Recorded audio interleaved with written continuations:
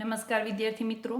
ધોરણ 11 અર્થશાસ્ત્ર વિષયમાં આપણે આજે પ્રકરણ નંબર 9 નવા પ્રકરણની શરૂઆત કરીશું, જેનું નામ છે રાષ્ટ્રીય આવક. તો આ પ્રકરણમાં વિદ્યાર્થી મિત્રો આપણે સૌ પ્રથમ રાષ્ટ્રીય આવક છે એનો અર્થ સમજીશું. તો વિદ્યાર્થી મિત્રો, આપણે રાષ્ટ્રીય આવકનો અર્થ છે એ 4 પ્રકારે સમજવાનો છે. સૌથી પહેલો છે એનો સામાન્ય અર્થ, પછી બીજું છે ઉત્પાદન ઉપર આધારિત અર્થ, જે પ્રોફેસર આલ્ફ્રેડ માર્શલે આપેલો છે. ત્યાર પછી છે વપરાશ ઉપર આધારિત અર્થ, જે ઇર્વિંગ ફિશરે આપેલો છે. ત્યાર પછી છે નાણાં ઉપર આધારિત અર્થ, ASC પિગુએ આપેલો છે.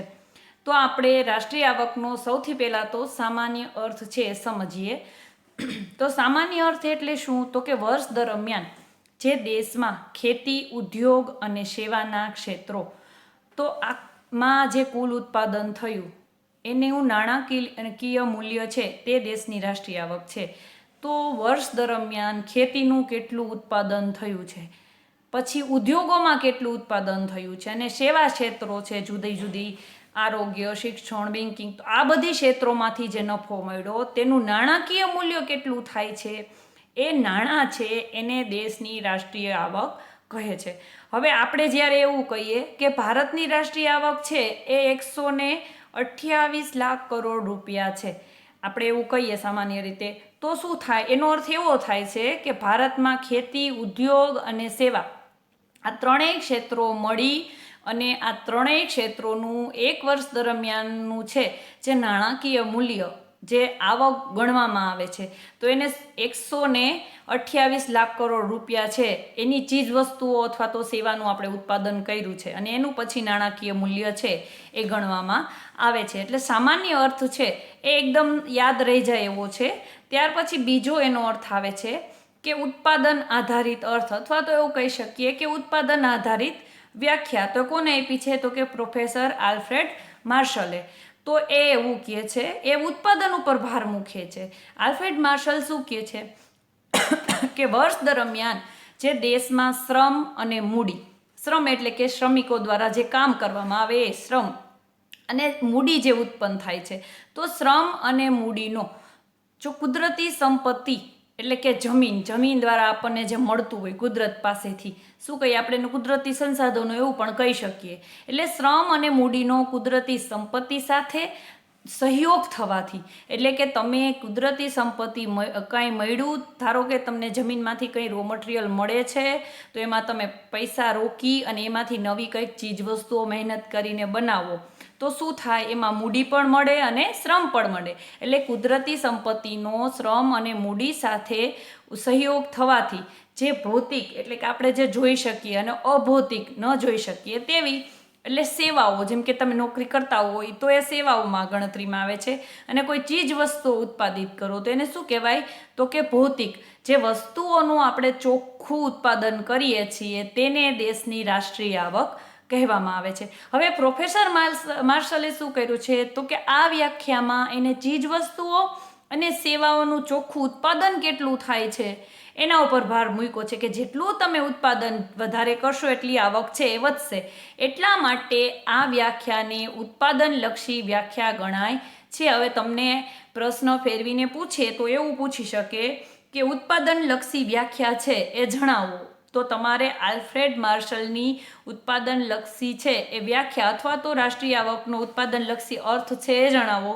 તો તમારે આ મુદ્દાઓ છે એ લખવા પડે. ત્યાર પછી આવે છે કે વપરાશ ઉપર આધારિત અર્થ. તો એ કોને આપ્યો છે? તો કે ઇર્વિંગ ફિશરે. હવે શું કહે છે? તો કે વર્ષ દરમિયાન જે દેશના નાગરિકો જેટલા પ્રમાણમાં વસ્તુઓ અને સેવાઓની પ્રત્યક્ષ વપરાશ કરી હોય તેના પ્રમાણને રાષ્ટ્રીય આવક કહેવાય. વિદ્યાર્થી મિત્રો, આપણને એમ થાય કે વપરાશ કરી હોય તો એને આવક કઈ રીતે ગણાય? તો આપણે અગાઉના પ્રકરણમાં ભણ્યા હતા કે દેશની માથાદીઠ આવક વધશે, રાષ્ટ્રીય આવક જો વધશે તો શું થશે? દેશમાં લોકોની ખરીદી શક્તિ વધશે. એટલે લોકો વસ્તુઓ ક્યારે ખરીદી શકે? જ્યારે એની પાસે પૈસા હોય, નાણાંનો પુરવઠો હોય, એની માથાદીઠ આવક વધારે હોય, ત્યારે એ જીવન જરૂરિયાતની ચીજ વસ્તુઓ છે એ વધારે પ્રમાણમાં ખરીદી કરતા શીખશે. એટલે ખરીદી શક્તિ ક્યારે વધે? જ્યારે દેશની રાષ્ટ્રીય આવક વધે અને લોકોની માથાદીઠ આવક વધે, ત્યારે લોકો છે એ જુદી જુદી વપરાશી ચીજ વસ્તુઓ છે એની ખરીદી વધારે કરે છે. તો એર્વિંગ ફિશર એવું કહે છે કે વર્ષ દરમિયાન દેશના નાગરિકો છે એ કેટલી વસ્તુઓ ખરીદે છે અને સેવાઓ અને વસ્તુઓ છે એ કેટલા પ્રમાણમાં છે એ ખરીદે છે અથવા તેનો વપરાશ કેટલો કરે છે, એના પ્રમાણના આધારે છે જેટલો વપરાશ વધારે થયો હોય એટલી રાષ્ટ્રીય આવક વધારે, જેમ વપરાશ ઓછો એમ રાષ્ટ્રીય આવક ઓછી. હવે જે આ વ્યાખ્યા છે એમાં ફિશરે ભૌતિક અને અભૌતિક વસ્તુઓ અને સેવાના વપરાશ ઉપર ભાર મૂક્યો છે. તેથી આ વ્યાખ્યાને આપણે કેવી ગણીશું? તો કે વપરાશલક્ષી વ્યાખ્યા ગણાશે. તો તમને આ પણ પૂછાય કે એર્વિંગ ફિશરનો વપરાશલક્ષી વ્યાખ્યા જણાવો અથવા તો રાષ્ટ્રીય આવકની વપરાશલક્ષી અર્થ જણાવો, તો તમારે આ મુદ્દાઓ છે એ લખવા પડે. ત્યાર પછી છે નાણાં ઉપર આધારિત વ્યાખ્યા. તો કોને આપેલી છે?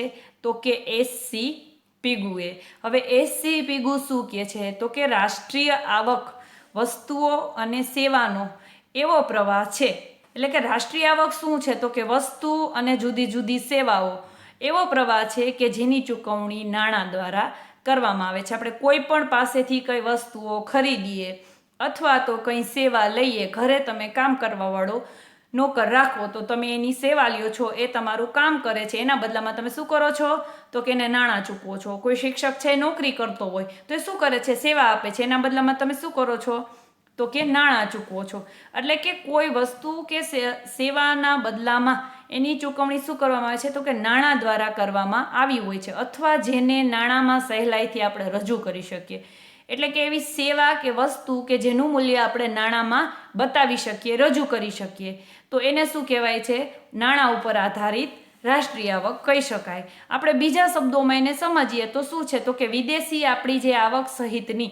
હવે વિદેશી આવક ક્યારે થાય એ પણ આપણે અગાઉના પ્રકરણમાં ભણ્યા કે વિદેશમાં તમે કોઈ વસ્તુઓ આયાત કરો, ત્યાં સેવાઓ આપો, એના બદલામાં તમને જે નાણાં ચૂકવે તો શું કહેવાય? એ આપણું વિદેશી મૂંડિયામણ, તે આપણી વિદેશી આવક ગણાય છે. તો વિદેશી આવક સહિતની સમાજની કુલ આવક છે કે જે નાણાંની મદદ વડે આપણે માપી શકીએ. એટલે કે આમાં દરેક મૂલ્યમાં નાણાં ઉપર ભાર મૂકવામાં આવ્યો છે કે જે વસ્તુ, સેવા કે તમારી જે ઇન્કમ છે એનું મૂલ્ય તમે નાણાંમાં ગણતા હોય કે નાણાં દ્વારા તમે એને માપી શકાય, તેને રાષ્ટ્રીય આવક, નાણાં ઉપર આધારિત રાષ્ટ્રીય આવક છે. હવે આ વ્યાખ્યામાં એસ.સી. પિગુ છે એને શું કર્યું છે?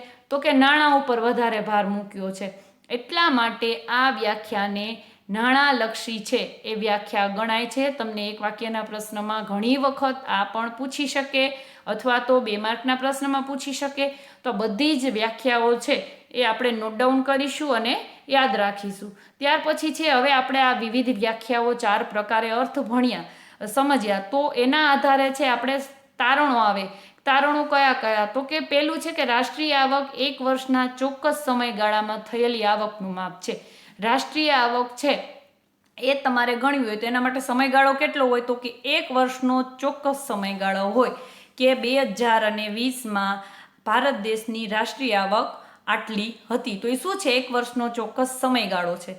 બીજું છે કે રાષ્ટ્રીય આવકમાં અંતિમ વસ્તુ અને સેવાને ધ્યાનમાં લેવામાં આવે છે કે તમારો ખર્ચ, તમારે વર્ષ દરમિયાન આટલો ખર્ચ થયો બાદ કરતાં તમારે કેટલો વધારો થયો છે, અંતે કેટલા નાણાં અથવા સેવા છે એ કેટલી તમારે વધી છે, એના આધારે એનું મૂલ્ય છે એ ગણવામાં આવે છે. ત્યાર પછી છે ઘસારો બાદ કરી રાષ્ટ્રીય આવક ગણવામાં આવે છે. મેં તમને અગાઉ પણ કીધું, અંતિમ વસ્તુ ક્યારે રહે કે કોઈ પણ વસ્તુ તમે વેચાણ કરો તો પહેલાં તો તમે ઉત્પાદન કે એનો ઘસારો જે છે એની અંદર તમારી સેવા ગઈ હોય, નાણાં રોકાણા હોય, તો એ બધું જ તમે એ બધો ખર્ચ બાદ કરી, ઘસારો બાદ કરી અને પાછળ જે પૈસા વધે એને તમે તમારી ચોખ્ખી બેઠી આવક ગણે છે. એટલે ઘસારો એટલે શું? કે એમાં લાગેલો ખર્ચ અથવા મહેનત હોય કે પછી શ્રમ, તમે જેને કહો છો શ્રમ હોઈ શકે અથવા તો નાણાકીય ખર્ચ હોઈ શકે, એને શું કહેવાય? ઘસારો. એટલે પહેલાં તમારે ઘસારો બાદ કરી અને પછી જે છેલ્લે જે વધે છે એને આપણે શું કહેવાય? નેટ પ્રોફિટ, કે એને રાષ્ટ્રીય આવક આપણે ગણવામાં આવે છે. ત્યાર પછી છે વસ્તુ અને સેવાનું ઉત્પાદન અથવા વપરાશ થવી જોઈએ. હવે આપણે ઉત્પાદનલક્ષી જે ભણ્યા તો એમાં શું છે, આવક ક્યારે વધારે ગણાય કે કોઈ વસ્તુ અથવા સેવાનું ઉત્પાદન વધે અથવા તેનો વપરાશ વધે તો રાષ્ટ્રીય જે આવક છે એ આપણી વધારે છે એવું આપણે ગણી શકીએ. એટલે કે આ 4 વ્યાખ્યાઓ આપણે ભણ્યા, 4 અર્થ આપણે સમજ્યા, એની ઉપરથી છે એ આ પ્રમાણે આપણે તારણો છે એ કાઢી શકીએ. હવે આવે છે કે રાષ્ટ્રીય આવક. તો વર્ષ દરમિયાન ઉત્પાદનના 4 સાધનો, જેમાં ઉત્પાદનના રાષ્ટ્રીય આવક માટે 4 સાધનો ગણે છે. તો એમાં છે ઉત્પાદનમાં આપેલા ફાળા બદલ તેમને મળતી છે કુલ આવકનો સરવાળો. એટલે કે ઉત્પાદિત થવા માટે રાષ્ટ્રીય જે આવક ક્યારે આપણે નિશ્ચિત કરી શકીએ કે આ 4 સાધનોએ પોતપોતાનો ફાળો આપ્યો હોય અને એની જેટલી આવક થઈ એ જુદી જુદી રીતની બધી જ આવકને તમે ટોટલ કરો, ગણો, એટલે કે એનો સરવાળો, એને શું કહેવાય, રાષ્ટ્રીય આવક. એટલે કે ભાડું તમે કોઈ પણ હોય ઉત્પાદન માટેનું ભાડું તમને કેટલું થયું, તમે કોઈ શ્રમિકોને વેતન કેટલું ચૂક્યું છે, તમને વ્યાજ કેટલું મળ્યું છે અને નફો, આ 4નો ટોટલ થઈ અને પછી જે રકમ વધે છે એને તમે રાષ્ટ્રીય આવક ગણી શકો છો. હવે આવે છે શબ્દ રાષ્ટ્રીય પેદાશ.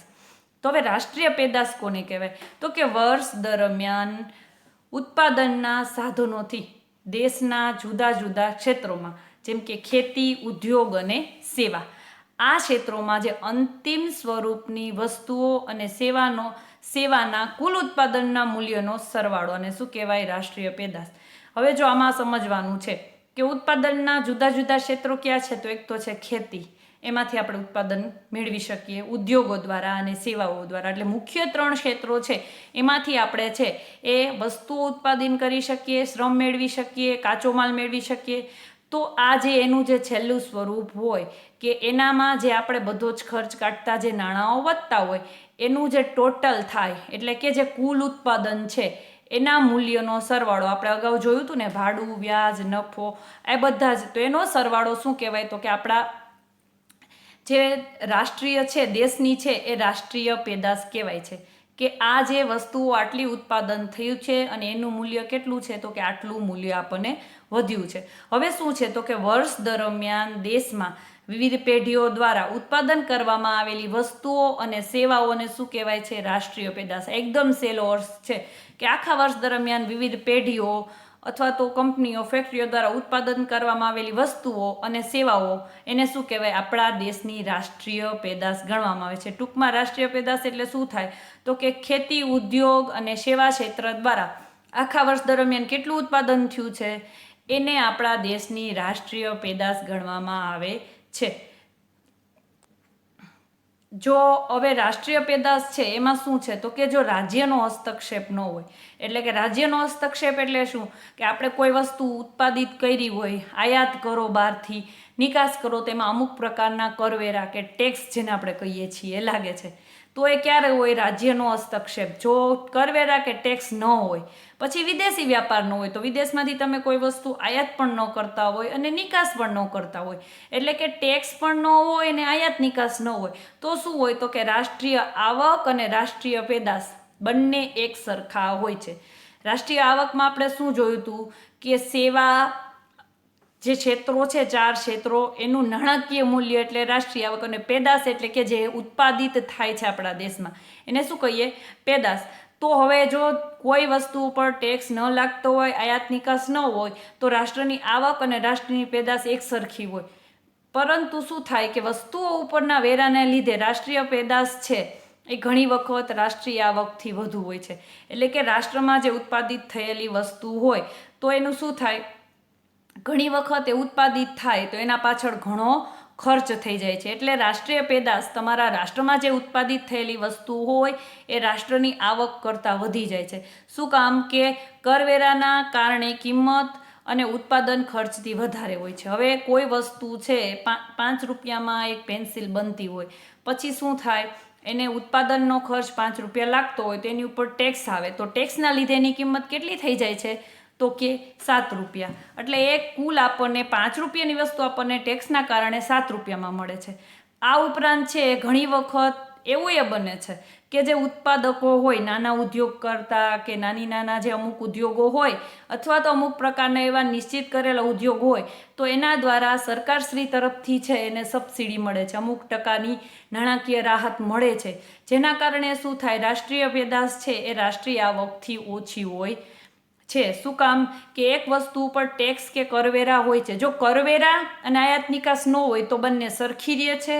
પછી શું થાય છે, વસ્તુઓ પર ટેક્સ લાગે એટલે વસ્તુઓની કિંમત વધી જાય. હવે એ વસ્તુ આપણા દેશમાં જ બનેલી હોય એટલે શું કહેવાય, આપણી રાષ્ટ્રીય પેદાશ કહેવાય. તો ટેક્સના લીધે એની કિંમત વધે એટલે શું થાય, રાષ્ટ્રીય પેદાશ વધી જાય. પરંતુ અમુક વસ્તુઓ કે અમુક ચીજ વસ્તુઓ અથવા તો અમુક ઉદ્યોગો એવા હોય કે જેના ઉપર સરકાર છે નાણાકીય સબસિડી અથવા ફાયદો આપે છે, જેના લીધે એની કિંમત મૂળ કિંમત કરતાં ઓછી થઈ જાય. એટલે શું થાય, રાષ્ટ્રીય પેદાશ રાષ્ટ્રીય આવકથી ઓછી થઈ જાય છે. તો વિદ્યાર્થી મિત્રો, આજના વિડીયોમાં આપણે આટલું જ ભણીએ. નેક્સ્ટ વિડીયોમાં આપણે આના પછીના મુદ્દાઓ પર ચર્ચા કરીશું. Thank you.